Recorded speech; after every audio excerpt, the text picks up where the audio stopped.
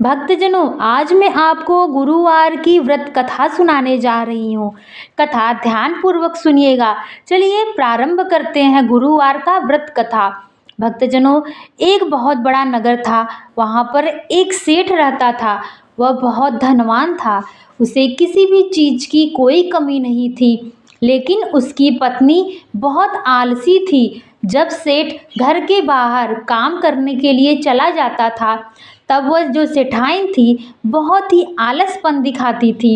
एक दिन वह सेठानी घर में बैठकर विश्राम कर रही थी। उसी समय एक साधु महाराज वहां पर आए और भिक्षा मांगने लगे। तो सेठानी ने बैठे बैठे ही बोला, साधु महाराज, अभी आप जाओ यहाँ से, मैं काम कर रही हूँ, बाद में आना जब मैं अवकाश में रहूंगी। साधु महाराज ने कहा, ठीक है सेठाइन।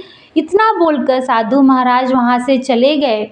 जब फिर दोबारा साधु महाराज आए तो उस दिन सेठानी बाहर आंगन लीप रही थी। साधु महाराज ने भिक्षा मांगा तो सेठाइन कही, पंडित देवता, आप अभी जाओ, मैं आंगन लीप रही हूँ, जब मैं अवकाश में रहूंगी तब आप आना, तभी मैं भिक्षा दूंगी आपको।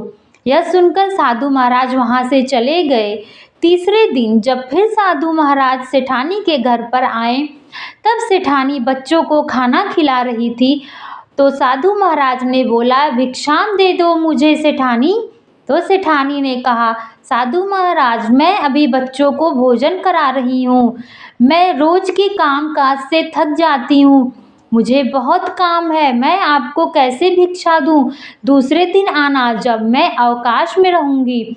तब साधु महाराज ने कहा, सेठानी, मैं तो रोज आता हूँ, लेकिन आप बहुत व्यस्त रहती हो। ऐसा कौन सा दिन होगा जिस दिन आप अवकाश में रहोगी, मैं उसी दिन आऊँ। तब रानी ने कहा, हे साधु महाराज, मुझे अवकाश कभी नहीं प्राप्त होता है, आप कृपया करके कुछ ऐसा उपाय बताएं जिससे मैं थोड़ी सी फ्री हो सकूं। तब साधु महाराज ने कहा, हे सेठाइन, तुम बृहस्पतिवार के दिन देर से सोकर उठा करो, देर से चूल्हा जलाया करो तथा भोजन पका करके चूल्हे के पीछे रखा करो।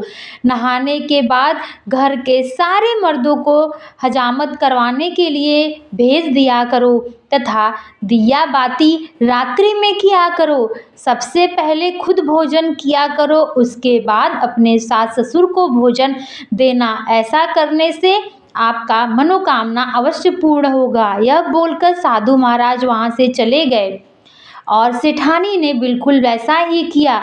वह सूर्योदय के बाद उठती, खाना बनाकर चूल्हे के पीछे रख देती, नहाने के बाद घर के मर्दों को हजामत बनवाने के लिए भेजती, रात्रि में दीपक जलाती। इतना करते करते 2-4 हफ्ते ही बीते थे कि उसके घर में खाने के लिए भी अन्न बड़ी मुश्किल से मिलने लगा। तब सेठानी बहुत दुखी होने लगी और उसी साधु को याद करने लगी। तभी कुछ दिन बाद फिर से वही साधु आए।